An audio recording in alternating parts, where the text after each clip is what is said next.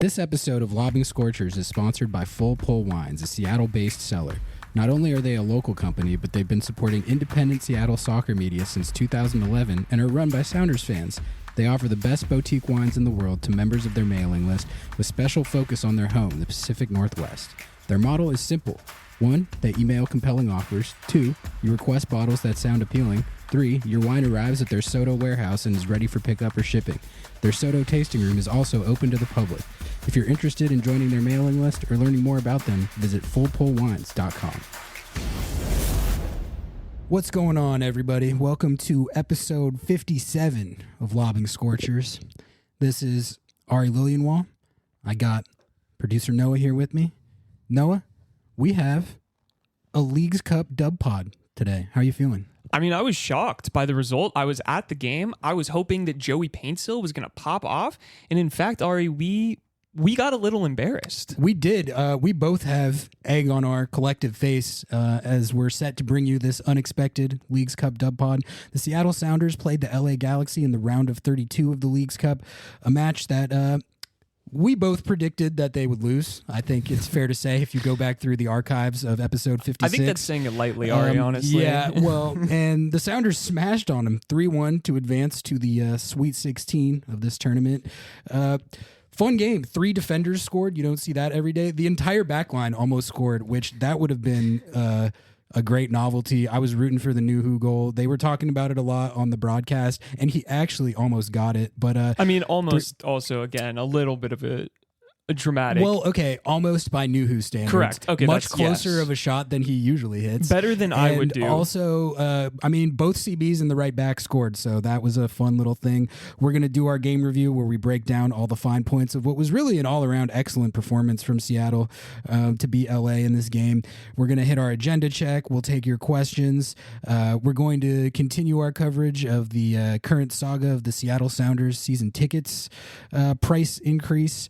And then later on, we're going to talk about Seattle's upcoming matchup tomorrow against Pumas in Leagues Cup and some of the other results from the round of 32 that caught our eye. But before we get into all that, I wanted to let you all know Lobbing Scorchers is a part of the Sounder at Heart podcast network. If you want to get the best independent Seattle soccer coverage, consider supporting us by going to sounderatheart.com/LS. That's sounderatheart.com/LS. Scroll down to subscribe and support to get 30 days completely free. Every sign up through our link helps support and grow this show. We have 3 new subs to thank this week, and as we usually do, I'm going to read out all of the names of our subscribers because we love and appreciate you all that much. I think we could build a full roster. We're getting to that point. Yeah. 26 subs. Kenneth Wade, Joey Pasquinelli, David McCoy, Owen Mason, Dan Pavato, Samuel Fout, Ian Mitchell, Christopher Smith, Norm Bontier, Thomas Martin, Greg Hooker, Chris Maley, Andy Hill, Mike Lentini, Nate Bontier, David Rodriguez, my nephews, CJ and Miles Marinakis, Mark Ottinger, Zach Heckman, David Pope, Brian Morton, Claire Berger, and then our 3 new subs, Robert Sink, Tyler Nakatsu, and Brennan Murphy. Thank you all so much. Wow, we really love appreciate you. And if you would like to join the ranks of our supporters, sounderatheart.com/LS. Also, if you're listening to this and you haven't done so yet, subscribe to the Lobbing Scorchers YouTube. Noah, the drive to 350 is alive and well. We are at about 343 subs on YouTube. And we also did our first video pod in our last show for the YouTube, and it actually did quite well. We racked quite a few views on that, so we really appreciate anyone from the new audience of YouTube that might be tuning in that don't know us that well. Help us on the drive to 350, and then once we hit the drive to 350, we can do the drive to 400 together. It's going to be a lot of fun. I know for a fact there's at least 7 of you out there that are listening to this that haven't subbed yet to the Lobbing Scorchers YouTube. So, Noah, did you have one more thing you wanted to promote before we get into this game review? One more thing, folks. If you want to come and hang out with us and the rest of the Sounder at Heart staff, there will be a really fun event commemorating the 1-year anniversary of Sounder at Heart being an independent soccer media, blog, family, media outlet, all of those things.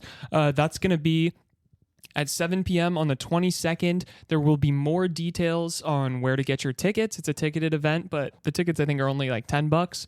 There will be a live recording of Nos Arietes, and we will be there. So feel free to bring us gifts of Paul Rothrock jerseys. But again, in the description, we will drop a link to tickets as well as a link to all the rest of the info there. Come one, come all.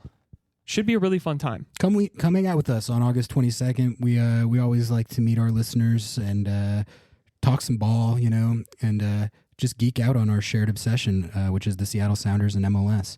All right, enough of that housekeeping. Let's get into this game review. Does that sound good? Let's do it. We're going to start, as always, with our lineup reaction. It was about as first choice as it gets, which I think is to be expected in a game like this. I mean, you had Paul Rothrock starting, Superstar. so that's how you know that it's first choice. But you had the Rusnak-Morris duo. You had Christian at right mid, which it seems like that seems to be the first choice setup right now. He had been experimented with at right back a little bit, but he was back at right mid for this game again. The Obed and JP double pivot, and then your first choice back line with Andy T in goal. So they're still rotating Andy T in there. But the first choice back line turned out to be a very significant thing in this game, pretty much from the jump. Going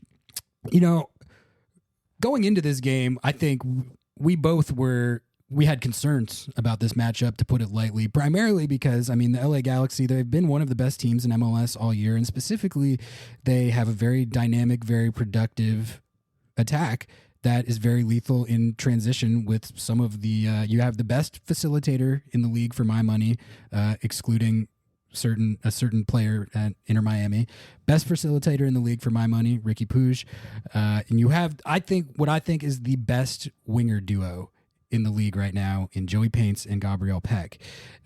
So Seattle's defense and the Obed JP double pivot was going to have its work cut out for them in this game. And I think we understandably both had concerns and reservations as to whether Seattle, as currently constituted, coming off a couple of tough results in recent weeks, both at home, against LAFC and Club Necaxa. I was not sure if they were up for hanging with a team like this, but I think we might have underestimated two things, and I'm actually going to get to those in my takeaways. But if you look at how this game panned out, it did not pan out how we thought it would at all. Seattle scored 2 set-piece goals in the first 7 minutes of the game, both by center backs. Crazy. Which is, you just don't really see that every day. But the key on both of these goals was the set piece delivery by Albert Rusnak, who's still just locked in on these free kicks and these corner kicks. The delivery, especially, they were both excellently delivered set pieces, but the first one to Yeimar, you cannot lay that in any better. And Yeimar, there was a lot of talk on the broadcast about how poorly both of these goals were defended. And I think the Galaxy definitely could have done better to prevent these chances from getting on target. But it's also, you have to give Seattle credit for the execution on that. You have to give Rusnak credit for continuing to be dead eye with these free kicks, and you have to give Yeimar credit for his body positioning and being able to go up and beat his defender and then get the shot on target and score the goal. And another thing we had talked about too was that lack of conscious defending from the LA Galaxy, that they love to ship goals. So exactly, it was not necessarily a shock that we scored. Exactly, and I will say, to be fair to us, we did bring that up and point that out, which is that when we were talking about the avenues that Seattle did have to be competitive and to win this game, it was the fact that the LA Galaxy, they still, not as much anymore, but they still love to concede goals at really inopportune times. And that really just came to the surface from the very start of the game. This looked like the LA Galaxy of the last 3 or 4 years, and not as much the LA Galaxy of this year. That's that sequence that we saw where they gave up 2 set piece goals in the first 7 minutes of the game, which is honestly criminal. That's what the LA Galaxy have been for the last 3 or 4 years leading up to this. They would do that every game. They had kind of gotten that out of their system, hadn't done that as much this year, but they still do it sometimes, and they did it in this game twice in the first 7 minutes of the game, both to center backs. The second goal was just a couple minutes after that Yamar opener, and this time it was another perfect corner kick from Rusnak that Jordan Morris this time headed off John McCarthy's face, which when I saw it live, I didn't realize that it smashed off his face. But if you watch the replay, it's pretty funny because Jordan wins the header and he hits it right at John McCarthy, and he's kind of just standing there with his arms out, and he has no chance to react, and it hits him in the face, and you can tell that he's just pretty stunned. I don't think in the direct aftermath of taking that hit to the face, he had much of a chance to like collect himself and react to anything that happened. But fortunately for Seattle, the deflection went right to the path of Jackson Reagan. All he had to do was stick his leg out, puts the shot off the top of the crossbar and into the net for 2-0 7 minutes into the game. Now at that point, I don't know about you, but I was almost feeling like, all right, like obviously it's great to have a 2-0 lead 7 minutes into the game, but it almost felt like too early. Well, not too early, but it's just like the Galaxy have so much time. It's one of the most dynamic offenses in the league. All they really need to do is strike back for one, and then all of a sudden the game is entirely a toss-up again. So I didn't really feel all that comfortable with the 2-0 lead with that much time left on the clock. But again, great game management from Seattle, I thought, for the rest of the first half. The Galaxy really did not get going in that top gear that we talked about on the preview show for the rest of that first half at all. Ricky Puig was doing his thing. Like some of the runs, like his just dribbling and like the way he just sheds defenders and you can't get the ball off him. And then like the passes that he's able to hit, which we saw later in the game, just a very, very talented player. Like I really enjoy watching him. But aside from him, I thought JP and Obed did very well to withstand the pressure that did take place, and the back line did enough. You know, the Galaxy, they had some moments in transition, but nothing, especially in the first half, nothing crazy, I didn't think. And then right before halftime, Seattle gets their third, which this was a fantastic goal. Alex Roldan, assist from his older brother. He lines one up from way outside the area. The bend he got on this one was disgusting. Like John McCarthy laid all the way out. Like he could not have extended out any further, but the shot was just hit so perfectly that he didn't have a chance.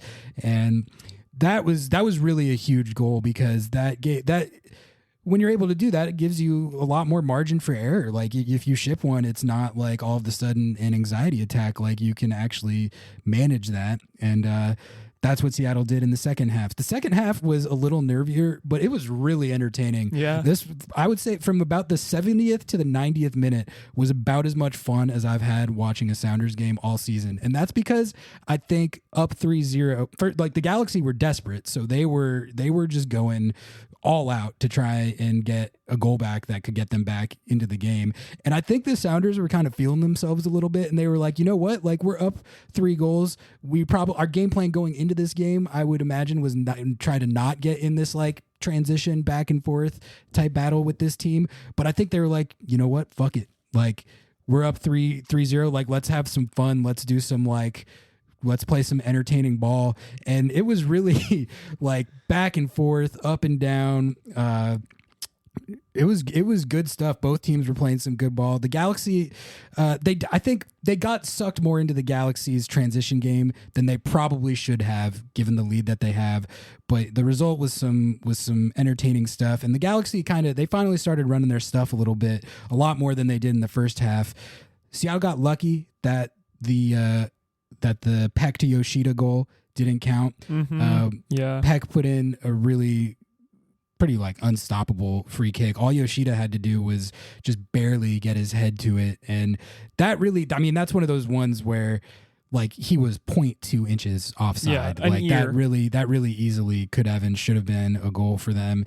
And Gabriel Peck was being pretty funny. Like he was really arguing that one should have like counted on video review. He was telling the ref to go review it. But like if you look at the replay, he was definitely offside. And then later on, he was I think he like tried to win a penalty and was so he was like there was some dark art stuff going on. But by any means necessary. The goal that the Galaxy did get late in the game around like the 82nd minute was so I feel like the Galaxy offense did not kind of live up to the way we talked about it in the preview show. But 100%. on that specific play, you could see like the type of stuff that this team has been doing all year.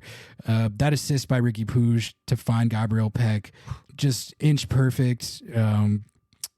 I great love assist. his play, man. I know this is a pro Ricky Puig. This is a pro. pod. I feel like we're like weirdly pro Galaxy. We're weirdly. Like, I mean, I'm definitely weirdly pro Galaxy. But I think we respect the build and we respect the players that they've been able to like attract and the style of play, like that, like just frantic transition, like buzzsaw style of counterattack that they are able to put together.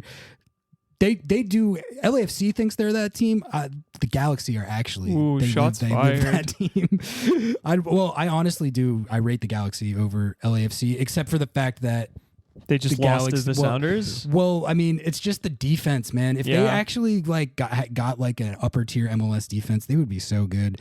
Walker Zimmerman, pick up your phone. That goal didn't end up mattering. It was too little, too late.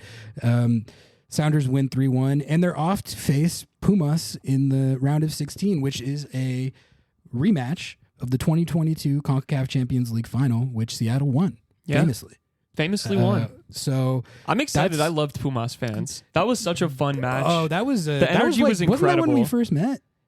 I think the first time final. we met was the CCL final. Yeah, we had known each other through Twitter, but we had never actually met. Yeah. And we went to the media party. Yeah, the honestly the vibes that whole weekend of the game that Seattle hosted were incredible. And what this is a little bit of a tangent, but I'm down to go on it. Like what I remember about that is like being at that media mixer and hanging out with everybody and just like the feeling of kind of inevitability that they were going to win. Yeah. Like I feel like everyone had that kind of, and so like for that vibe to be there, but like when there's that vibe, you're a little bit uneasy almost. You're like, this feels like too good to be true. Like maybe they're going to lose. And then for them to go out there and just like smash on him and win that tournament the way that they did, that was incredible. That was like kind of like the apex, I think, of this club. Yeah. To jump into the match, be so nervy. How Nuhu getting injured, JP getting injured, yep.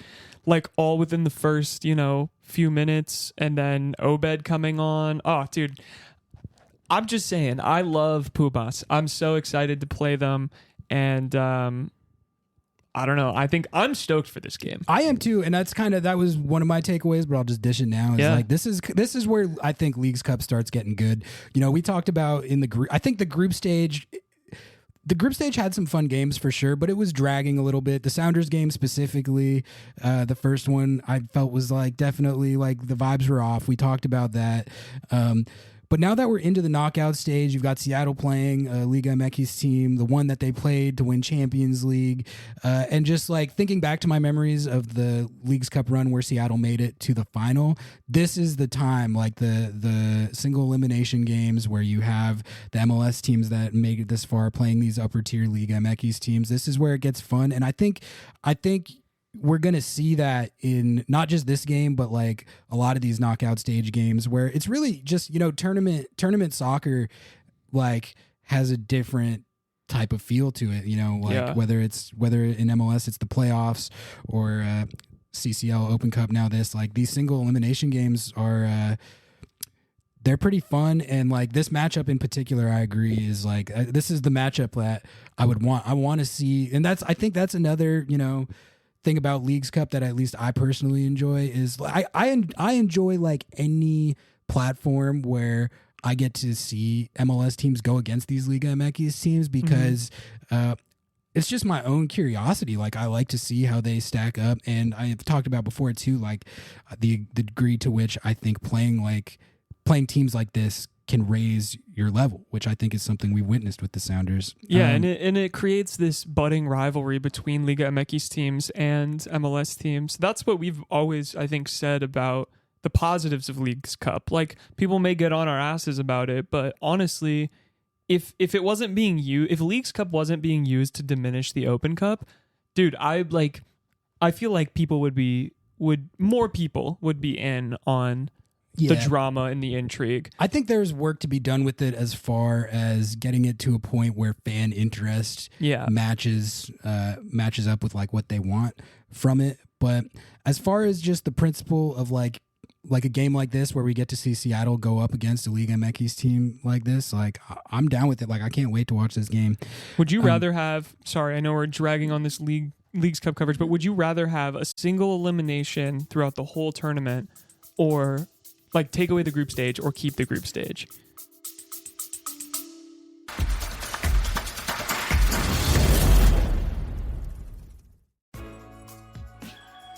Thank you for listening to the Sounder at Heart Podcast Network, which now includes No Sadietes, Lobbing, Scorchers, and the Cooler Guild. We've been independent since August of 2023, but need your support to make sure it continues. Although this podcast is free, it's only made possible by your continued support. Memberships start as low as $25 a year, which not only helps make podcasts like this one happen, but also gets you access to everything we produce. If you're able to support us at higher levels, starting at $75 a year, you gain access to a host of other perks, most notably entry into our members-only Discord, where the smartest, funniest, and most engaged commenters share their thoughts and ideas. To find out more, just visit sounderatheart.com and click the subscribe button in the top right corner. Thanks for listening.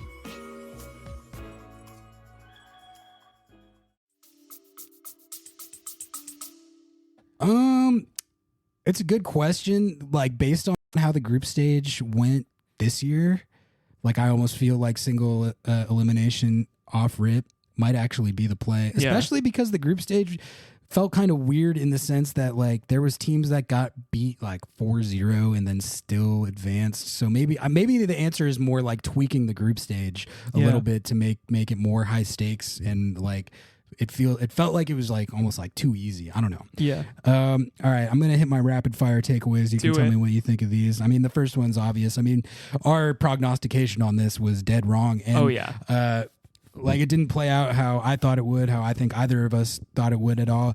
And I mean, I think you have to credit Seattle's defense for that. And really both games they've played the Galaxy this year. I feel like people who listen to this show who only watch Seattle and don't watch the Galaxy probably feel like I'm like on crazy pills because of how much I've talked up their offense. And then both times Seattle has played them, it hasn't looked like that. And I'm just telling you guys, like most other teams that the Galaxy have played this year, and you can see this by where they are on the table, they like it's electric. Like they're going up and down. They're generating really high percentage chances. They're finishing those chances. Ricky Puig is pinging through balls and switches all over the field. Joey Paints and Gabriel Peck, you can look at their stats. These guys have combined for a ton of goal contributions this year. Joey Paints in both games against Seattle this year, done nothing. Gabriel Peck was kind of balling in the second half towards the end. He got the goal. I thought they contained him about as well as you could hope. Ricky Puig, I mean, that guy's really hard to contain, and I think you have to give Seattle's midfield and backline a ton of credit for how they've handled the matchups with this team this year. This is not an easy offense to go up against, and they've tempered it like in a way that I didn't necessarily expect. And I think my other main concern was just like when you look at the firepower that they have, like can Seattle's match up with that? And like when I looked at that matchup, like I saw a number 10 who's in really good form for Seattle and a striker who's been in good form for Seattle.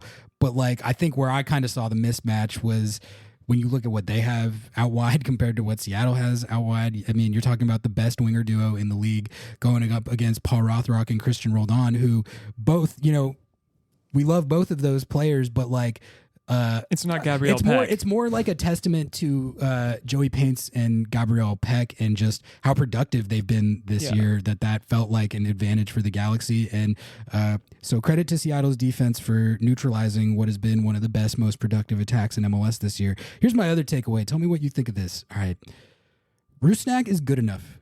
He is good enough. He needs more help. Like when you look at his delivery and like how he's been running the offense, like he has been cooking. This guy is good. I really think he's DP level. I do. And that's not based just on the small sample size of good form that he's been in the last few weeks. This dates back to like years of watching him when he was on Real Salt Lake. And if you look at like his early days on this team, he was playing out of position. He was not playing as the number 10, as the centerpiece of the offense.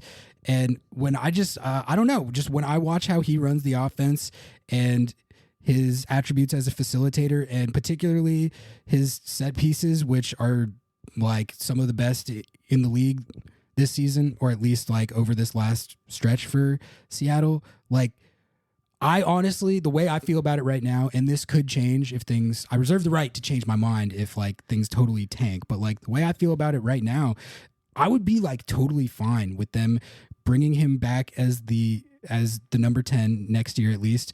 And think about this. Like if you gave Rusnak, Joey Paints, and Gabrielle Peck and then put Jordan Morris up top, I think that cooks. Oh, yeah. I think that cooks. I just think you need more around him in that front four. Like you need players like to support him, you know, that will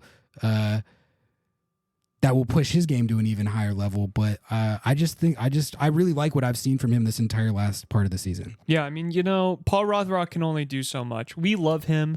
We have sung his praises, but like there's a difference between Paul Rothrock and Gabrielle Peck. Right. Like there just is. And that's not to say that Rothrock literally can't contribute on this team or a team going forward. Like he could be a killer super sub. Absolutely. Yeah. I'm in agreement. Like I would totally be cool with keeping Rusnak on for another season, especially if there's no ambition to like find a really high priced replacement for him. He's performing. He has the pedigree at this point, I think. And yeah, get some pieces around him. But more than that, like the issue is clearly not Albert Rusnak as the DP. You know, we debated That's sort of what that. I'm saying, yeah, we debated that earlier in the season, and I think there was fair shouts about like the quality of his play at that point. But from what we've seen over, I think a fair enough amount sample size, he's been probably the best DP on the roster. I mean, yeah, easily. But like, I guess as far as like, allocating resources to finding like supposedly a higher level number 10, like I personally would rather see the resources allocated to, like I said, like wide players that can support him and Jordan, which I think is, they've been a very productive duo. And, again, like Seattle won this game on set pieces, and like his delivery was just, I mean, it's been incredible, honestly, the last few weeks. My other takeaway, the Galaxy are still the Galaxy. We talked about it a little bit, but there are two factors that I think, thinking back to the preview show, I didn't take enough into account. The extent to which they're still the Galaxy. The Galaxy, they love to concede goals, ill-timed goals. But then the other factor that I didn't take into account was just like how poorly historically they've performed in Seattle. They were showing that record on the broadcast, and I hadn't thought about that, but like that is like a very true trend. They pretty much, I mean, it's like they're 0-5-2 or something in their last 7 trips here. And I don't know like what the reasoning behind that is. But that's a trend that's dated back a long time that I didn't take into account. And like when you combine, I guess, just that history with the fact that this is still a defense that is prone to unfortunate lapses, you get the result that we saw in this game. And then my last takeaway, I already said it, but I think this is where this tournament is going to pick up. These single elimination games against these Liga MX teams they should be fun to watch, and I'm looking forward to this game. Yeah, me too. I'm stoked. Rematch time. Rematch time, exactly. We better be in the game. Let's go win a trophy. Yeah, I mean they're in contention for 2 trophies right now between this tournament and Open Cup, obviously, and then they're also in playoff position. So I mean, for as tough as this season has been at times, like if you look at it, there's a lot to play for. Like these are big games, which in a sense a little bit scares me, because if you can get to that or be in contention with a bare bones roster, like that scares me a little bit to think that maybe the front office will be like, oh, we're good then. I mean, I hope they aren't thinking of it like that. And maybe they're not. Maybe they're not. And I think, I mean, here's the thing. They're going to have to base that decision on how the rest of this season goes. You know, true. Like if you win 2 out of these 3 trophies, I would frankly still want to see them make a move. Yep. But I do think if that happens, they're probably going to rationalize like less turnover, which when that time comes, we're going to have to debate whether that's the right approach. Because I do think, I mean, like say they just hypothetically, I don't think this is going to happen, but say they win Leagues Cup and MLS Cup, like the way I think about this roster might change a little bit, even given some of the struggles that we've seen this year. I mean, they are a tournament team though, like through and through. Brian Schmetzer is a tournament coach. Like you can never write them out. I know, it's true. I was kind of thinking about that too, just like watching that Galaxy game and how it kind of went against everything I expected. It's like every time, like dating back to really like 2016, every time I've like left them for dead, they kind of do this. They turn it up. Yeah, they like that. They have to like put themselves in a position to like dig out of a hole to get motivated, I guess. Mm-hmm. All right, let's hit this agenda check. I got 4 written down here.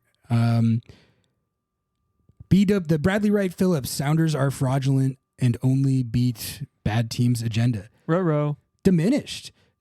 I'm telling you guys, the Galaxy this year have been one of the best teams in the league. So like you can't really, the talking point of like them beating up on bad competition, that definitely like applies to the most recent part of their league schedule, but not to this game. Like this is one of the best teams in the league. So they have to kill this agenda. I would say they have to beat like a few more of the upper tier teams and show that they belong in that weight class. But I think for this week, they actually managed to tamp down this agenda a little bit by not just beating this Galaxy team, but kind of beating the brakes off them, like dominating. Yeah, them. no, they shitted on the Galaxy, like respectfully. That was a whomping, and it never at any moment after. Like there was a little bit of nerves, I think, in the first like 20 minutes, just like, oh, are we gonna hold on to this? But I don't know. They whomped on them, and honestly, I watched a little bit of the kind of MLS season pass response or whatever, and BWP, he was singing a little bit of praises to Brian Schmetzer. What did he say? I didn't see this. I can't remember exactly. I don't want to misquote him. He was like, you got to give credit to the Sounders and all right. So BWP is coming around. He's coming around. We got to get him on Lobbing Scorchers. We got to get him on the pot. Yeah. The RBW starting over Nuhu agenda, I have that as diminished because I've unfortunately like somehow taken on this role as like the Nuhu defender, which I really I never meant for that to be the role that I've taken on, but like this is the type of game where you see what he brings to the table, and that Schmetz is not like taking crazy pills for starting him. Like when you're going against an attack like this, where you've got the most dynamic winger duo in the league, it's pretty valuable to have a guy who is like athletic and fast enough to keep up with and counter players that are super fast and dynamic and athletic. And like I think you have to give Nuhu a lot of the credit for how Seattle's defense has been able to handle this Galaxy attack in both the games this year. And just in general, like some of what we've seen from Seattle on defense over the last few weeks has been good, and I think Nuhu he's played a role in that. But like specifically in this game, I thought he was great. Like he kind of owns Joey Paints, and know that we love Joey Paints. Joey Paints is one of, if not my favorite players in the league. Open invite for him to come on. Exactly. But like I would like I just if it was me making the lineup, I would never start RBW over him in this situation, just like for the reason that we saw play out on the field. Yeah, I mean RBW, like we've said, he's young. He needs to make mistakes. That's like a part of his learning process and development. But yeah, you don't put him out to die against literally one of the most pacey, just beautiful wingers I've ever seen in my life. Like this dude, or striker, whatever he's playing. I mean, he would get cooked. And we've seen him get cooked before. I gotta give Nuhu credit. People have also asserted that I'm very anti Nuhu. Maybe I was. Maybe I am. But he won the corner that led to one, if not both, of the goals. Oh, yeah, I didn't even think of that. Yeah, and so, I know we always talk about, Paul Rothrock set up X, Y, and Z. I know Nuhu is not great in the attack. He isn't. He was never going to score in this game. He was never going to be an attacking threat. Man. He almost did. But, like... Watch the shot again. It did not miss by that much. Okay, from my angle, it looked like it did. No, I'll watch it again. It went comfortably over the crossbar, but like not row 27Z right. like he normally does. Yeah, like it was actually like not that far from being on target. Yeah, I kind of want to do a shooting competition with him, like against him. I feel like we are both equally as bad at finishing, but regardless, like he played incredibly well. Obviously, he's gonna he made some mistakes. I think some of those same problems about tracking back and things like that. But like we didn't lose this game because of Nuhu. In fact, I think that we were in a better position to win this game because of Nuhu. And I agree with you.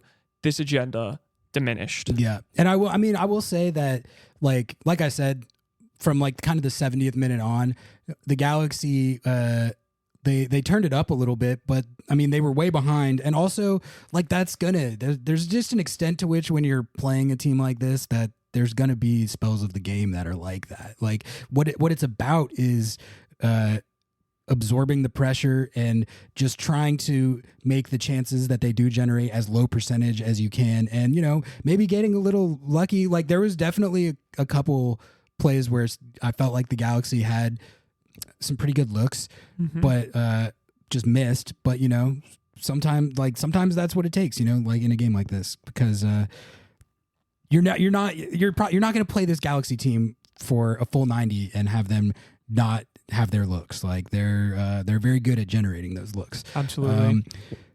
The Christian Roldan at right back agenda, I have that as diminished just because Alex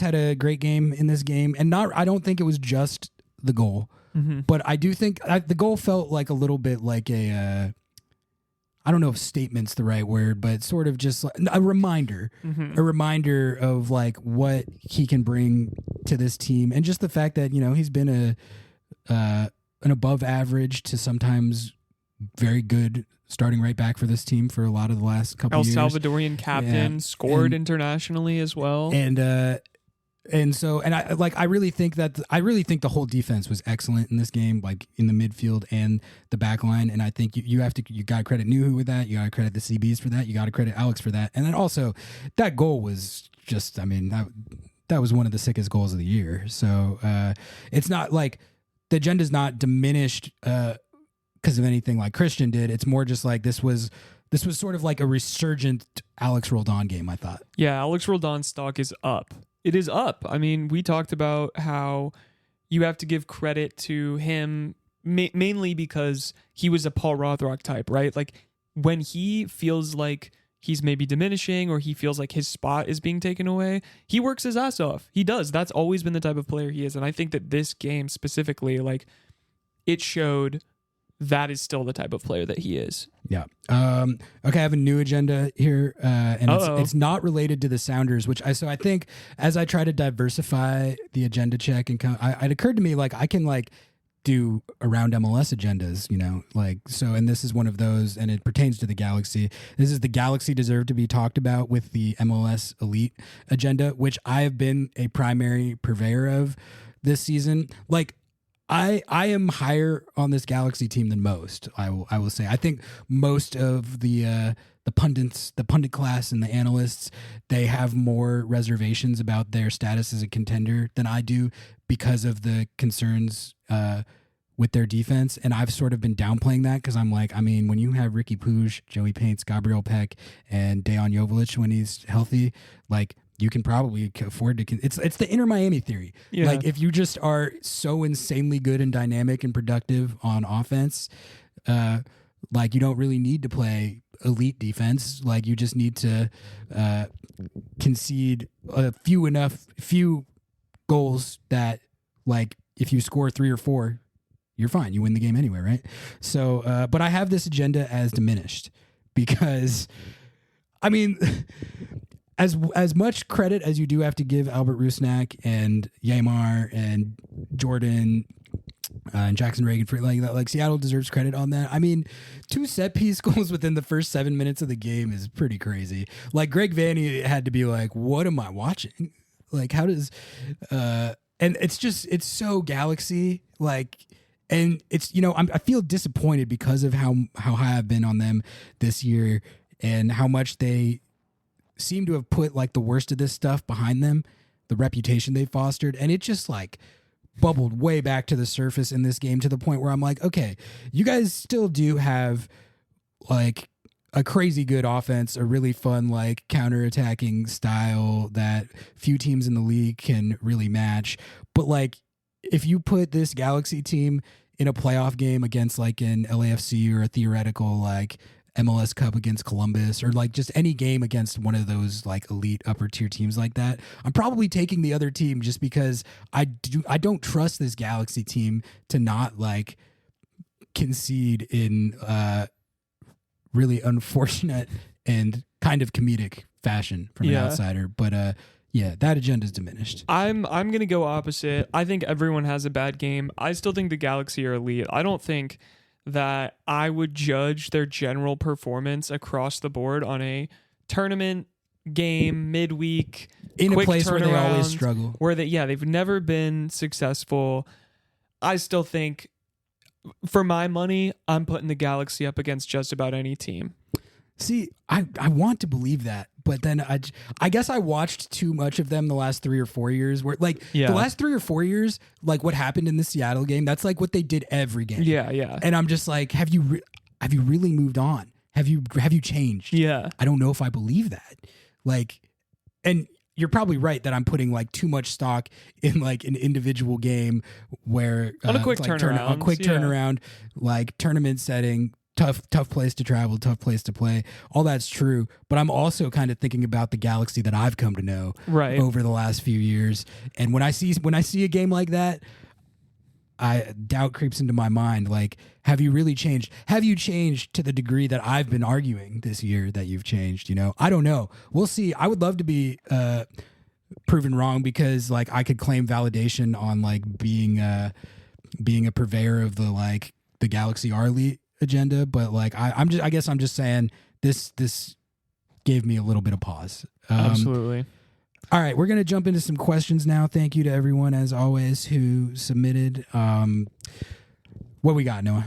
Ari, this first one comes from me, and I asked you, UNAM reunion at Lumen Field. Ari, are we in championship mode? Are we locked in? Are we in championship mode?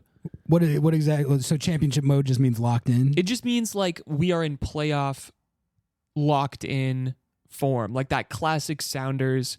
The regular season doesn't dictate anything about playoffs, trophies, anything like that. I think this game will be, like, the ultimate tell of that. But it did kind of I think the thoroughness and the dominance of this Galaxy result kind of felt like that, didn't it? Oh yeah, absolutely. Like, because especially, like, coming off the Necaxa game, which was such a huge dud and such, like, a kind of a deflating result that, I mean, it definitely took the wind out of our sails. 100%. Like, having a thorough, dominant result over one of the best teams in the league this year like that, it sort of did give you that vibe of like, okay, now it's time. Like we're in the heat of this tournament. We have a chance to make a run. Let's turn it up. Absolutely. No, I agree. Same thing with Open Cup. I felt that as well. Just, it's time to cook. Who cares? The regular season doesn't matter. No result matters. You literally just have this game, and if you win this game, you move on and you take the next game. You know? Life is fleeting, Ari. This one comes from the Garber Baby, one of my favorite usernames, by the way. Schmetzer deserves his flowers for sticking with Obed despite his struggles last year / the start of this year combined with Josh's emergence. Turning into a top player and was immense tonight, at times man-marking Puig. Here's my question from that. Obed Vargas, where are we at with this legend? Yeah, I mean, it's a great shout, and I think it's a good point that Schmetz really did. Like, he had his injury, and I think there was a long stretch of time where, remember, like last year, I was kind of a purveyor of the Atencio over Obed agenda. Yeah. And I think it's pretty clear that Obed has broken out like to just like a different level this year where like Atencio just hasn't gotten as much run, I guess, to like compete with it, but that's because of what Obed has done. And like, I don't know, with Obed at this point, I feel like just the question is just how big the bag is going to be.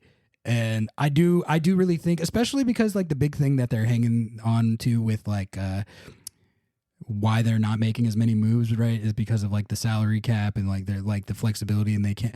Well, then like I think if you have an opportunity to sell a player like this on and like reinvest that, like this is your best chance to do that. And as much as I would miss him, I want to see that happen, both for him to see kind of what heights he can really ascend to, and also just what it could mean for like the resources that the team could yeah, no, I agree. I'm like, so I feel like he has the opportunity. I was actually talking with one of the people that I play pickup soccer with about this. Funny enough, he had a great take. He was like, I have been looking forward to Obed moving to Liga MX because I think he has such a good opportunity to go play in the Mexican national team.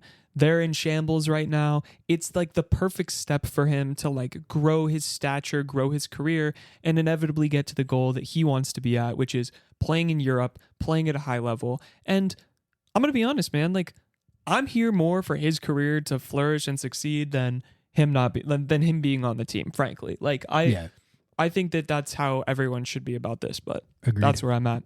This next question comes from Connor Close. At what point do the opt-outers start considering getting tickets to these games? I mean, I would want to go to this game. Yeah, like same. this game is going to be it should at least be entertaining, and it's also like there's novelty to like getting to see them play a team like this. Like, you know, a Galaxy game in the knockout, like, I mean, how many times have we seen Seattle play the Galaxy? Like a million, right? Yeah. But like, you know, getting to play Pumas, like you don't see that every day, every season. So, like, I think this game would be worth going to. Like, certainly, like more so than, you know, a group stage or knockout round game against an MLS team that you've played 1,000 times. Absolutely. This next one also comes from Connor. Different Connor, though. Defense wins championships.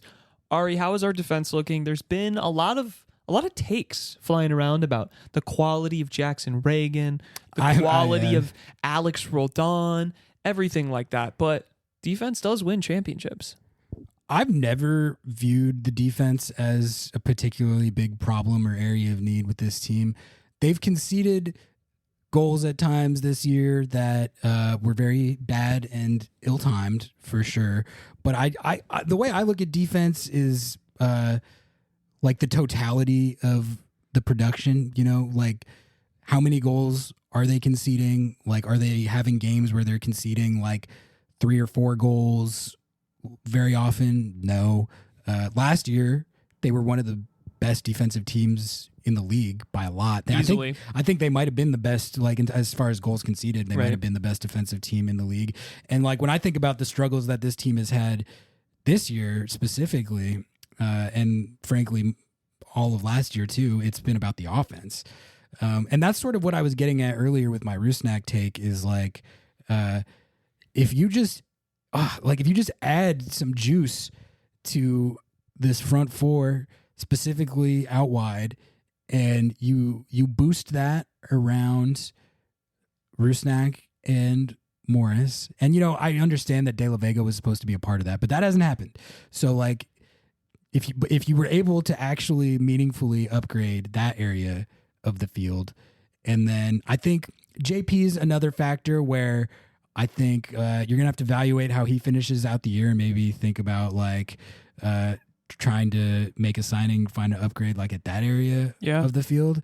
But if you're able to like do those things, like this roster honestly does not feel like as far off to contending that to me than like I might have thought or even said like a few weeks ago. And that's partially because I think the defensive foundation is very solid. Like this team does not, it's not, I don't know. I don't think they concede an inordinate amount of goals or let game states get out of their control that often. The problem is they don't score enough goals.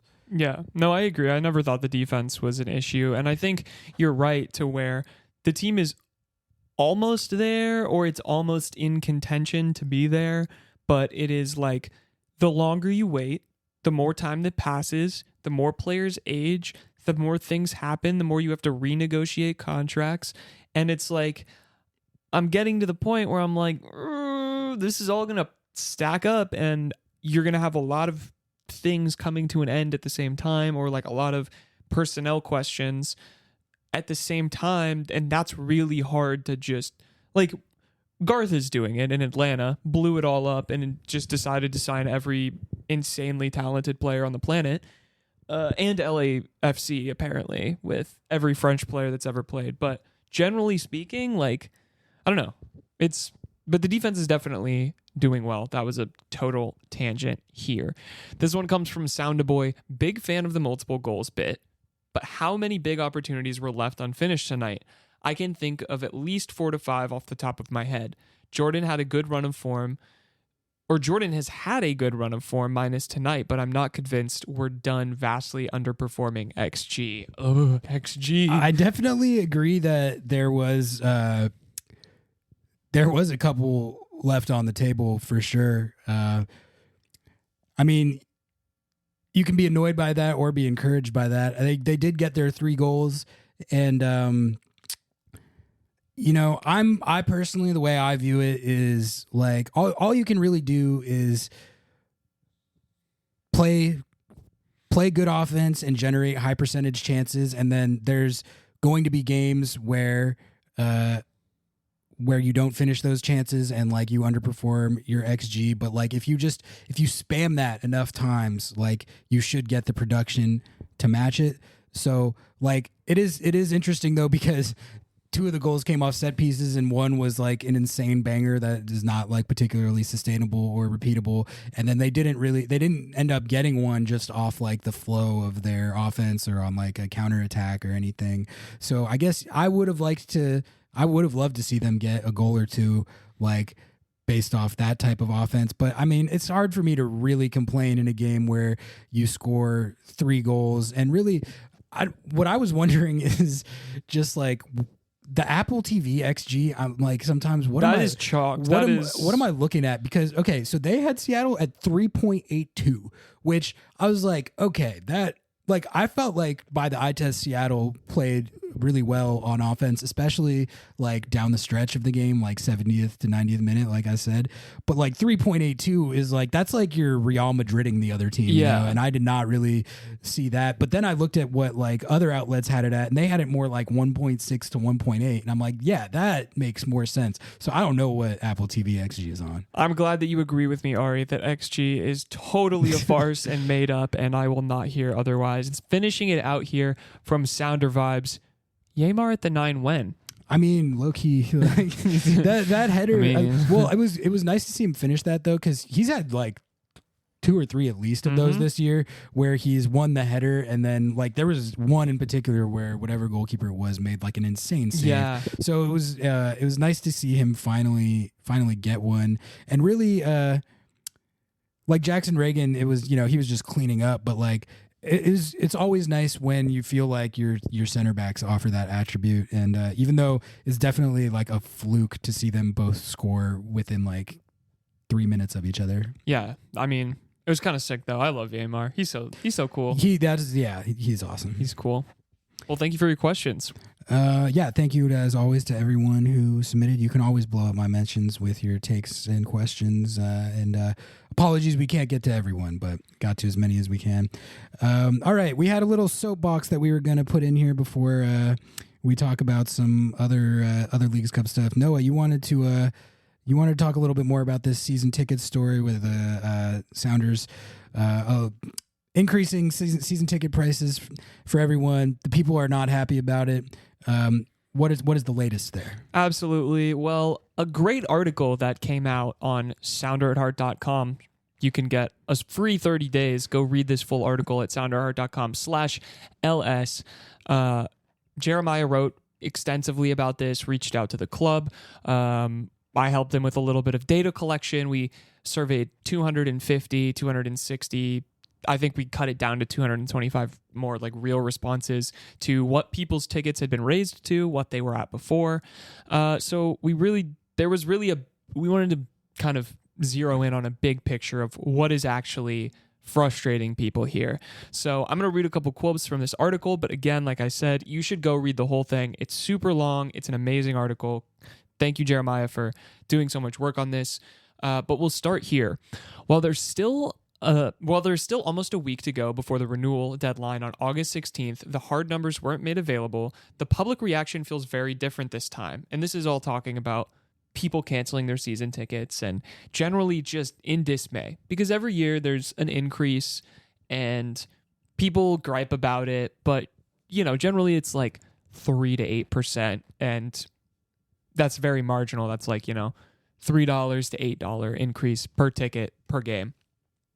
Since the new prices were formally released on July 31, the volume and level of frustration has seemed louder and more consistent than I've ever heard, according to Jeremiah.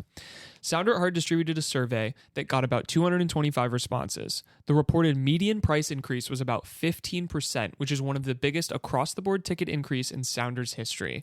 That's an average of $14 per game or $250 total on average. That's a lot.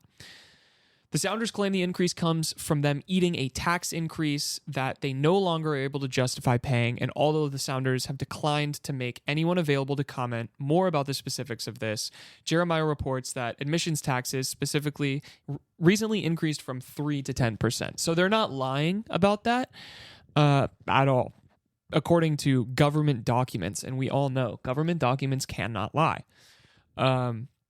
All of this is set against a backdrop of an overarching sense that the value proposition of having these season tickets has been on a steady decline. I think we can kind of feel that if you're a season ticket holder, just the general amenities around the team's decision to close the upper deck so there's no longer super cheap tickets, limited and expensive concessions. I know at this last Leagues Cup game, there's kind of like a little local market section up in the back. I think that's what it's called. That was closed.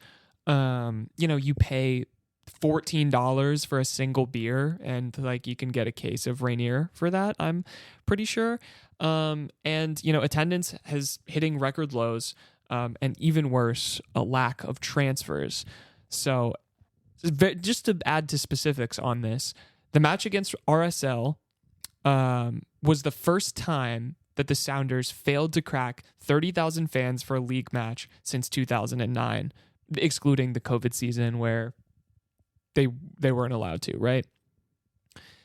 If they fail to make a signing in the next few days, which I would say it is pretty much solid now that they will not be making a signing, they will become the first MLS team in at least 10 years to go 3 straight summers without making a signing in the summer. That's what I have. Yeah. So I think generally people's frustration came from a lack of communication from the club, the value of your season tickets seemingly feeling less and less every year as it goes up and up, and generally dropping a very large increase all at once. and just really failing to disclose why.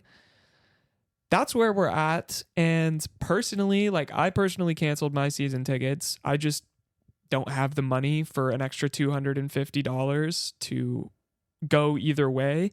On top of, I buy concessions and I buy extra, Open Cup tickets, Leagues Cup tickets, all of that. I just couldn't really justify it anymore. And that's a personal choice. But I think the bigger issue is that over the past year specifically, the Sounders and the ticket office have done nothing but get kind of bad PR. I remember they charged in full the Leagues Cup run of play on people's cards that were on file accidentally. So like I had they didn't fully overdraft my account, but like the pending charge overdrafted my account, which was just like super annoying. And, the idea and the communication around the fact that there was a potential where if you didn't opt into Leagues Cup, you wouldn't be able to see and secure your seats for the playoffs. So bad communication, people are unhappy with the front office. Ari, all of this combined, where's your head at with this? Yeah, I'm not like the super best person to speak on it as someone who I've never been a season ticket holder, but I do have a take. Let's hear it. I have a take here. Whether or not you raise season ticket prices should be like tangibly correlated to performance. So you should only be allowed to raise your season ticket prices if you either average 1.8 points per game or higher, or you make the playoffs and you win 2 playoff games. And at that, if you make it to like your conference championship and you make it to MLS Cup, or you're playing at like a Shield level pace all year, then you have a leg to stand on for your product being like at a level where you're like, okay, like we are good, we are relevant, we are contenders. Like if we want to justify this, like we have a reason to. But like what kind of rubs me the wrong way, and like, I mentioned Atlanta United the last time we talked about this, and I don't think Seattle's like in the category of like how much they've struggled on the field with their on-field product. But like Seattle's been like a 1.3 to 1.5-ish points per game team for the last like 1 to 2 years now at this point. Like if you're playing at that level, I think you need to have the like self-awareness and humility that to realize that when you jack up your prices like that, like you're going to get like negative feedback and negative press for that. That's just how it is. Like, I know that like a policy like that would never happen, but I guess what I'm saying is just like in principle, like there's a certain level of contending and relevance that you should have to be at before you even like think about like jacking up how much you're charging people. That's an outside perspective. I've never had season tickets. I came into this scene as like an outsider and fully as like a media member. So like, I don't want to like act like I'm relating to a struggle that I've never experienced. But I do think like in principle, like I said, like there should be a threshold of relevance and like contending that clubs should take into account when they make decisions like this.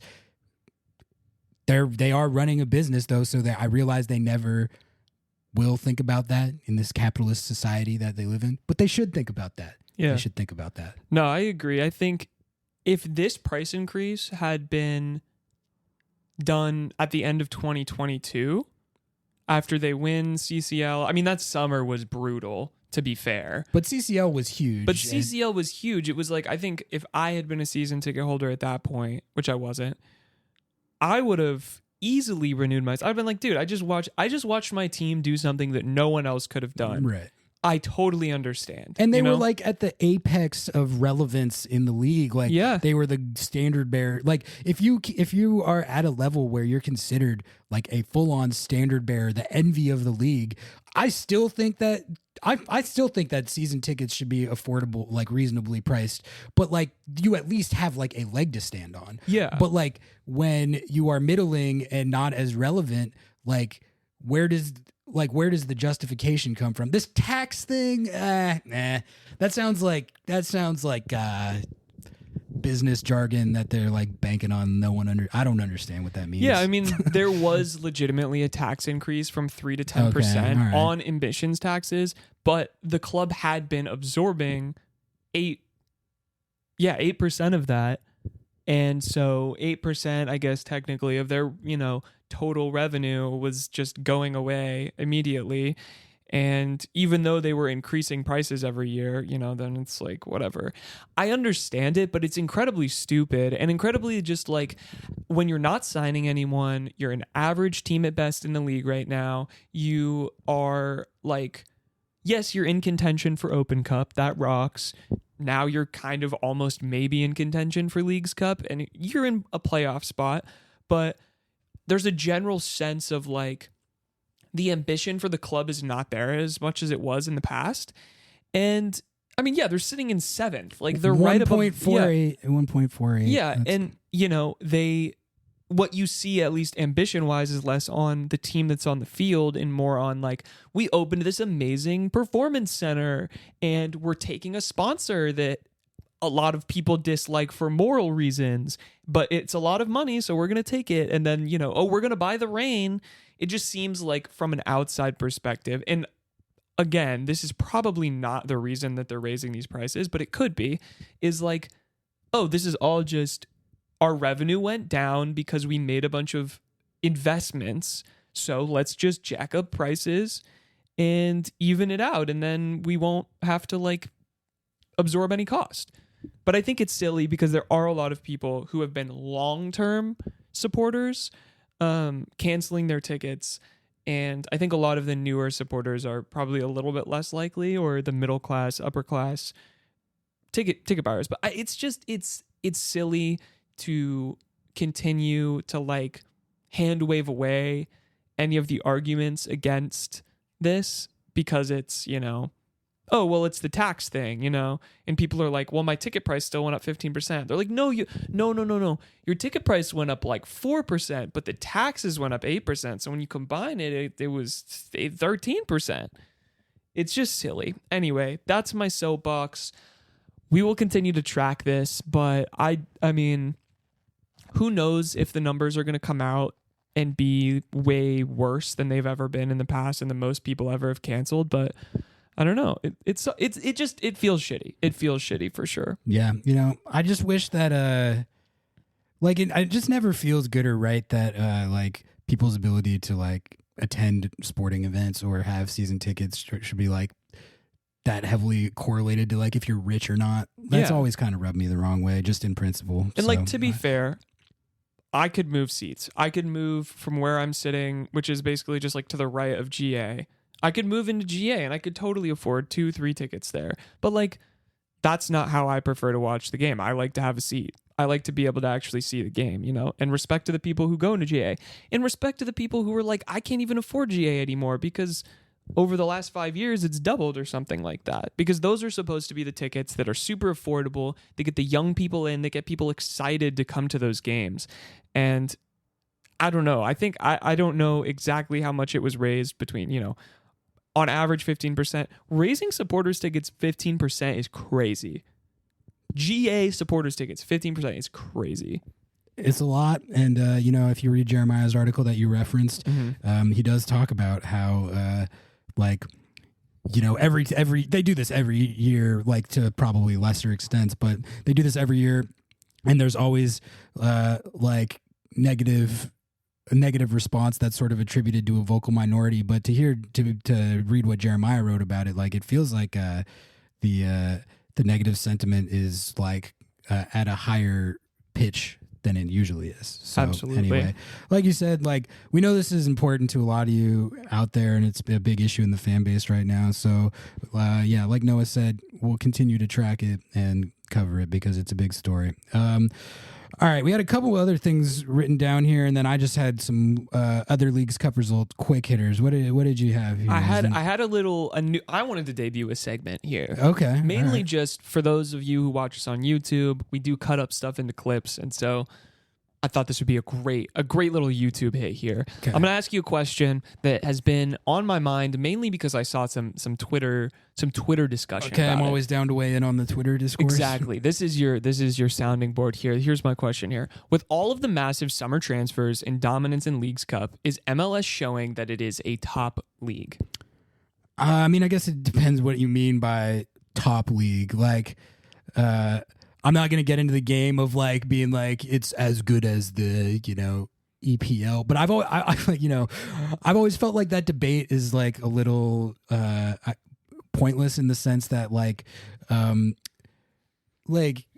people say that it not being as good as the top leagues means that it sucks and is bad. That's never just been my approach to fandom. Like, I don't need it to be a league that's on par in quality as the best leagues in the world to be a fan of it and to be entertained by it. Like, it's still a professional top flight league that has really good, really talented players. I think the thing with MLS, the storyline with MLS has been that the attacking play has improved quite a lot over this last era, to the point where every single week, if you look at the goals of the week compilations, you see these goals that if you saw them in any league, in any of the top leagues, you'd be like, that was a sick goal. The defending lags a little bit behind that. That's why you still get these like funny MLS highlights that are kind of goofy. The Chicago Fire still exists. The Chicago Fire still exists. Exactly. So you kind of get both sides of it. But like top league, I don't know, but like I think top 10, a solidly good like borderline top 10, probably. Honestly, if we're being like just real about it without being controversial, it's probably not top 5, but between top 5 to 10. I think that's fair. Like that's just the progression that it's gotten to. That's the quality that we've seen injected into the league, and it's not like a hyper elite league, but it's a pretty good professional top flight league. Yeah, that's how I rate it. Yeah, I was going to say too, like on the note of the growth, I think that's super interesting. Like 5 years ago, 10 years ago, we talk about, I mean, people like us who are freaks and so into MLS. We talk about like MLS 1.0, 2.0, 3.0, right? Like the new updates drop. I feel like there has genuinely been, and this is since Messi came to the league, there has been such a massive jump in spending as well as like ambition in this league and just general like people want to come to MLS. Like, yeah, players talk about that all the time. Like, yeah, veteran players and young players alike do talk about that. Which I just think is super interesting. And I just don't like, for the people that still think it's like a bum ass league. I mean, I don't know how you can like fancy yourself a knowledgeable soccer fan and watch a team like Columbus or LAFC or I mean, Inter Miami is its own category, but like the Galaxy, as we've talked about, I don't know how you could watch them play and like come to any conclusion than like, damn, this is some like really good high level ball that I'm watching. Like, I mean, I think if you like don't agree with that, you're just kind of not being objective, and you're sort of, you have priors that like you just won't let go of, rather than just watch. I don't know, watch a Crew game, watch a Wilfred Nancy coach team, and like tell me that this is not high level ball. Yeah, and speaking of the Crew, this is actually where this whole discussion started from. Good segue. I saw someone on Twitter trying to bam on Aiden Morris for an errant pass in the back, which didn't even lead to a goal. Like, they were able to recover. He's in the championship, right? Yeah, and so he just signed with a championship team. Middlesbrough, or something. Could be wrong. Yeah, and I think what the person had said was, well, that just shows you the difference in quality between the championship and MLS, which I thought was a little bit goofy, because you have players like Jordan Morris who went to the championship on loan to be like kind of a stud for them. I mean, obviously he got injured and didn't play, but also like Daryl DK and Josh Sargent dominated the championship. And those are two players who I would not rate as, if they came to MLS now, like studs or like top of the league. Well, Daryl DK was kind of a stud. He was solid, but like that was in a different era. I think Sargent. I kind of So like Sargent. Yeah. I don't know. Like, I didn't rate Sargent for a long time, but like to my memory, he was eaten in the championship last year. But what I will say to what you're asking is that taking like a single clip, a single play, and trying to like use it to prove a point one way or the other about the quality of any league is just stupid. It's one play. I could find a clip of like a really dumb bad goalkeeping howler in the EPL. I could find 500 of them.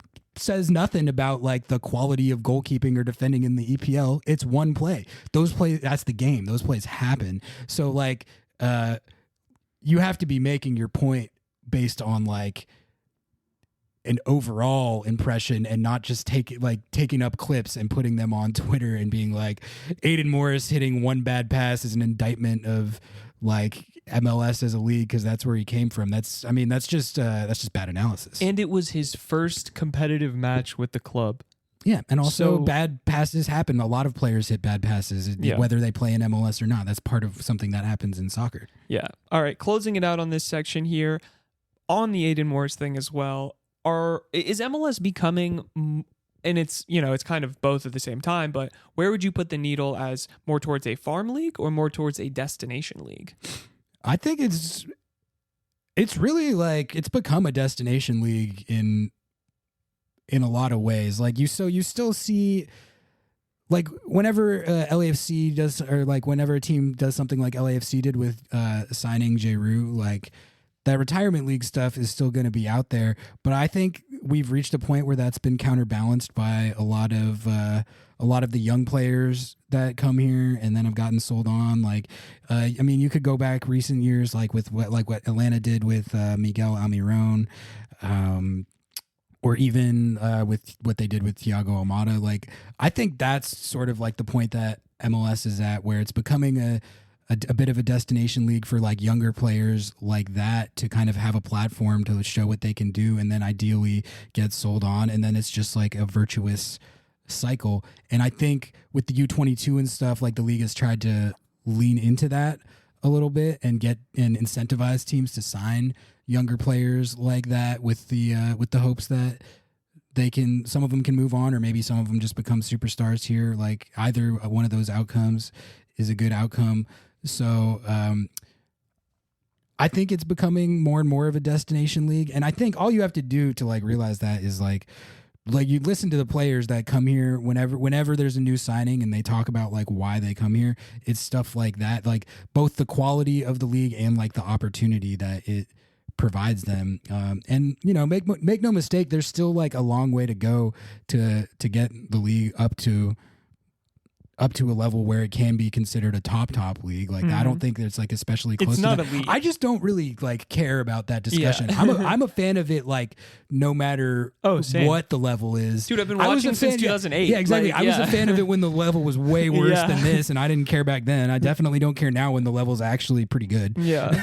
Yeah. No, I agree. And I just thought, and let us know if you enjoyed this convo here, but like, oh yeah, comment on YouTube. Drop a comment on YouTube. But this is like, I feel like we said zooming out. I feel like that's good. I feel like we said some stuff that the YouTube commenters might not. That's okay. Anytime you say something positive about the quality of MLS, like you kind of light a fuse. But I feel like nothing that we said should elicit any controversy. But that's okay. We never know. could deal with the I'm hate. down. I'll deal with the hate. We'll take it. All right. Other Leagues Cup results. It was the Seattle game was pretty good and entertaining, but there was some other that whole night. The tournament was drunk. It was a really was on one. It was on one. So did you see this Miami Toronto game at all? What was going on? What was going on? What was going on with that? So Inter Miami is playing without Lionel Messi, and he's too busy like hanging out with politicians. They're certain politicians. They were bamming on Toronto FC, but so they went up like 2-0 or something, and then they gave up a penalty kick to Toronto. They gave up 3 penalty kicks in the first half. One of them got waved off, but the one that got waved off, I think because it got waved off, the dude got a red card.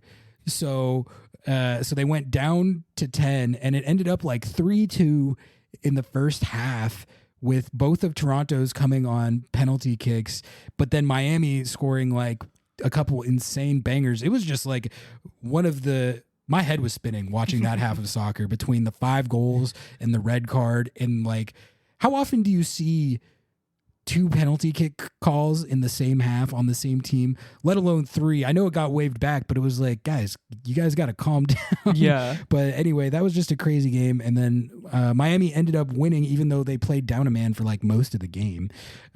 So that was wild. And then the San Jose Earthquakes, God love them, beat the absolute brakes off Club Necaxa. Dude, they're cooking. Yeah. Dude. Okay, but it's Necaxa too, so it is. But if the Quakes win Leagues Cup, that would be. That would honestly, I would buy a shirt. I'd buy a Quakes Leagues Cup champion shirt for sure. But like, yeah, so Club Necaxa, who beat Seattle at home, they lost 5-0 to the Quakes. I don't care what league you play in, MLS, League Mekis, whatever. You know how bad you got to be down. This is the worst team in MLS. Yeah, like they may not even be able to be considered a real team.